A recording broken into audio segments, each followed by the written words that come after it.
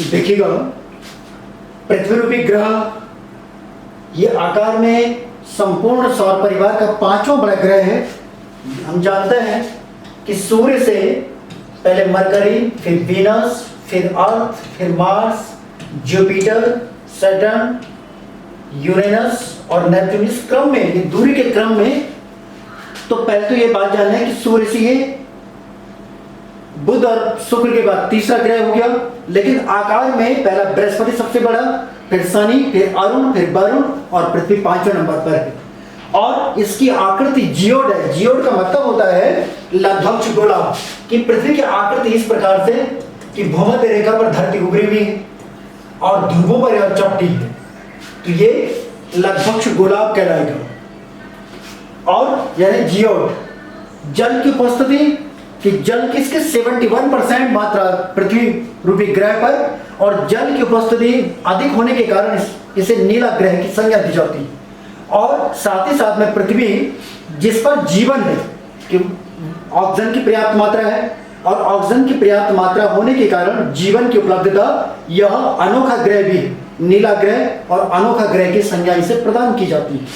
उसके अलावा आकार और बनावट की दृष्टि से पृथ्वी शुक्र के समान, कि जैसे पृथ्वी और शुक्र की आकृति है और बनावट है, वैसे ही पृथ्वी की बनावट, इसलिए पृथ्वी को शुक्र की भगनी कहा जाता है, बहन कहा जाता है, या जुड़वा बहन भी कहा जाता है। इसके अलावा यह अपने अक्ष पर, शुक्र के समान अपने अक्ष पर 25.5 डिग्री झुकी हुई है, और पृथ्वी अपने अक्ष पर पश्चिम से पूरब की ओर 1610 किलोमीटर की प्रति घंटा की चाल से 23 घंटे 56 मिनट और 4 सेकंड में एक चक्कर पूरा कर लेती है। और पृथ्वी की इस गति को घूर्णन या दैनिक गति के रूप में जाना जाता है। आप देखिएगा कि दो तथ्य हम जाने, कि एक होता है दैनिक गति और एक होता है वार्षिक गति। दैनिक गति का मतलब यानी अपना परिभ्रमण, पृथ्वी द्वारा अपने अक्ष के परितः अपनी स्वयं की परिक्रमा, और वो 23 घंटे 56 मिनट और 4 सेकंड में की जाती है। इसको कहते हैं परिभ्रमण, जिससे दिन और रात का परिवर्तन होता है। और दूसरे में आ जाएगा वार्षिक गति, वो कहलाता है कक्षीय गति। जब पृथ्वी अपने कक्ष के यानी 66.5 डिग्री के एंगल पर कक्ष पर झुका हुआ है, और वह लगातार, वह भी पश्चिम से पूरब की ओर गति करता हुआ सूर्य की परिक्रमा करने में 365 दिन का समय लगाता है, यानी 365 से 4 दिन का समय लगाता है, उसे परिक्रमण गति कहते हैं, वार्षिक गति कहते हैं, है ना, या सौर गति, वार्षिक गति या परिक्रमण गति कहा जाएगा।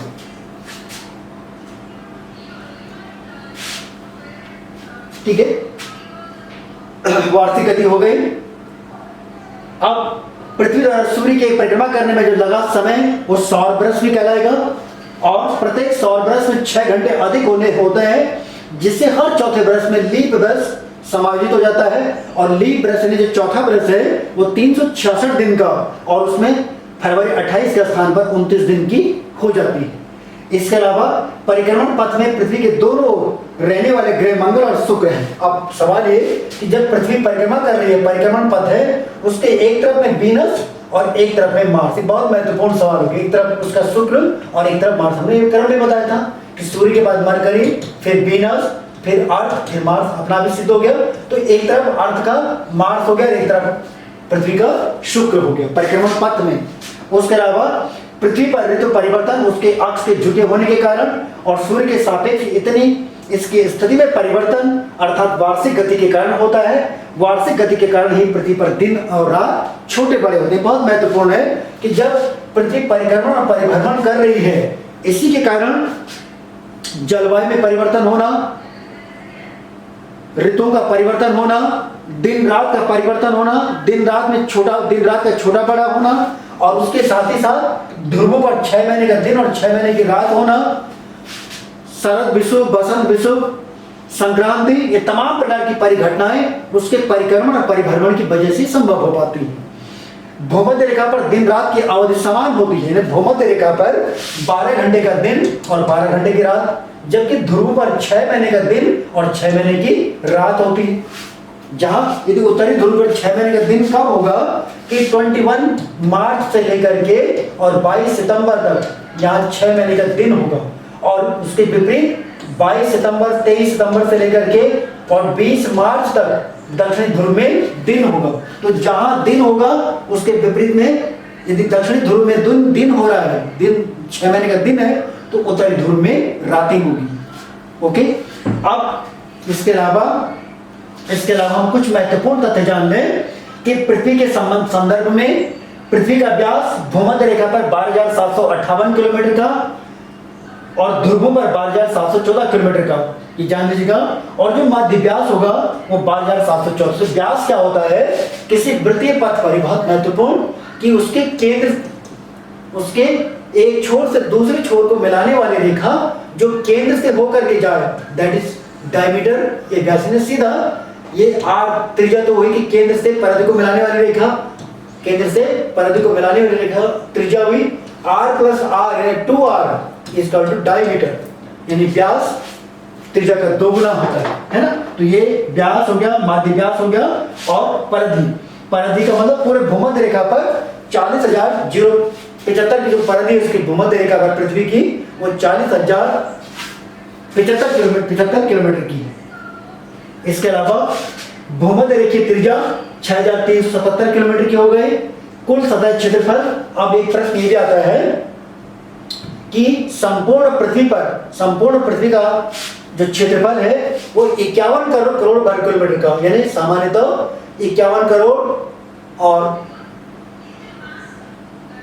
51 करोड़ 1,05,000 वर्ग किलोमीटर का है। और कुल अब स्थल इतना है, केवल 29.08% स्थल खंड जिसमें महाद्वीप है वो 14 करोड़ 89,50,800 वर्ग किलोमीटर का, और कुल जल का क्षेत्रफल 70.92% का, यानी 36 करोड़ 11,49,700 किलोमीटर का। पृथ्वी का कुल भार 5,880 गुणा के 10 की घात 21 टन का है, और जलमंडल की माध्य गहराई 3,554 मीटर की है। सूर्य से माध्य दूरी 14 करोड़ 94 लाख किलोमीटर की है, और पृथ्वी की अनुमानित आयु जो वर्तमान में वो 4.6 अरब वर्ष है। और अक्ष पर घूर्णन का समय हम जान चुके हैं कि 23 घंटे 56 मिनट में अपने अक्षीय घूर्णन कर लेते हैं, पृथ्वी अपना परिभ्रमण कर लेती है, और 365 से 1/4 दिन में वह परिक्रमण सूर्य की परिक्रमा कर लेती है। इस प्रकार से ये पृथ्वी के महत्वपूर्ण तथ्य बातें देख लीजिएगा कि पृथ्वी रूपी ग्रह जिसकी जो भूमध्य रेखा पर उभरा हुआ है और ध्रुव पर चपटा है, इसे लब्धवंश गोलार्ध कहा जाता है। पहली बात तो ये। दूसरे में भूमध्य रेखा 0 डिग्री अक्षांश से 90 डिग्री उत्तरी अक्षांश से उत्तरी गोलार्ध हुआ। जो संपूर्ण पृथ्वी है, पृथ्वी के मध्य बिंदु ये भूमध्य रेखा, और भूमध्य रेखा पर धरती उभरी हुई, ध्रुव पर चपटी, लब्धवंश गोलार्ध हो गया। 0 डिग्री अक्षांश से लेकर के 90 डिग्री अक्षांश तक इसे हम कहेंगे उत्तरी गोलार्ध। यहाँ पर लैंड और वाटर, लैंड ओनली 39% और वाटर 61%। इसे देख लीजिएगा कि पृथ्वी के संदर्भ में पृथ्वी की भूमध्य रेखा, यहाँ पर ये धरती उभरी हुई भूमध्य रेखा के आसपास डोलड्रम सर्कल में, ध्रुवीय क्षेत्रों में चपटी, इसको कहते हैं लब्धवंश गोलार्ध। इसके अलावा कि धरती के उत्तरी गोलार्ध यानी 0 डिग्री से लेकर के 90 डिग्री अक्षांश के मध्य उत्तरी गोलार्ध हो गया। 0 से 90 दक्षिण में दक्षिणी गोलार्ध हो गया। उत्तरी गोलार्ध में लैंड और वाटर, लैंड केवल यहाँ पर 39% और 61% जल की मात्रा है, जबकि दक्षिणी गोलार्ध में लैंड ओनली 19% और वाटर 81%, लेकिन एवरेज में 71 और 29 का रेशियो।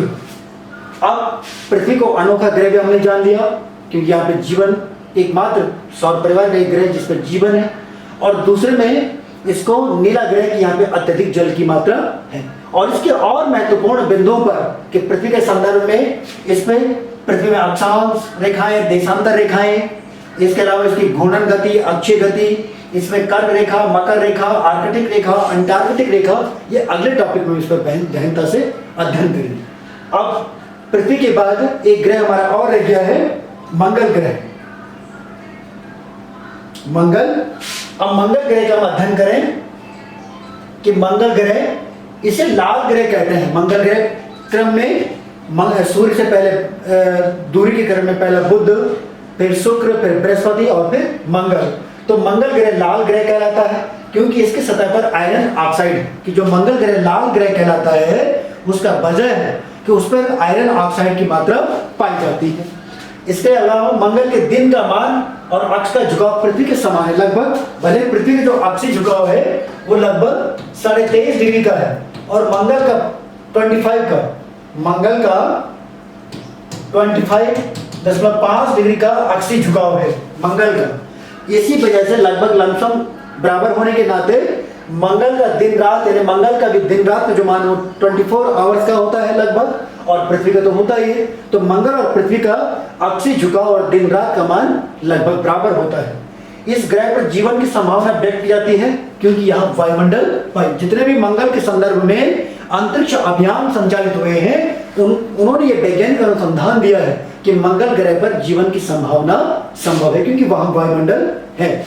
इसके अलावा यह अपनी धुरी पर 24 घंटे में एक बार पूरा चक्कर, हम जान चुके हैं कि अपना परिभ्रमण करने में उसे 24 घंटे का समय लगता, तभी तो पृथ्वी के दिन रात के बराबर हो गया। और इसके दो उपग्रह, केवल 2 ही उपग्रह हैं, फीबोस और डीमोस। और डीमोस नाम का जो उपग्रह इसका, वो सौर परिवार का सबसे छोटा उपग्रह है, ठीक है। इसके अलावा सौर परिवार का सबसे बड़ा ज्वालामुखी ओलंपस मेसी और सौर परिवार का सबसे ऊंचा पर्वत निक्स ओलंपिया। 2 बातें ध्यान दीजिएगा कि सौर परिवार का सबसे बड़ा ज्वालामुखी, उसका नाम है ओलिपस मेसी, वो मंगल ग्रह पर है।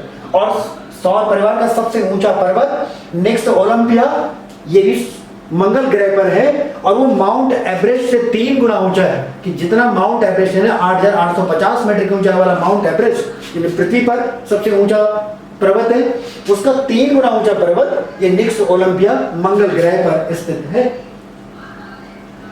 अच्छा, और बड़ी इसके अलावा कि यहाँ की सतह का तापमान -87 डिग्री सेंटीग्रेड से -5 डिग्री सेंटीग्रेड का हो गया। इसका आकार अंडाकार है और सूर्य की परिक्रमा करने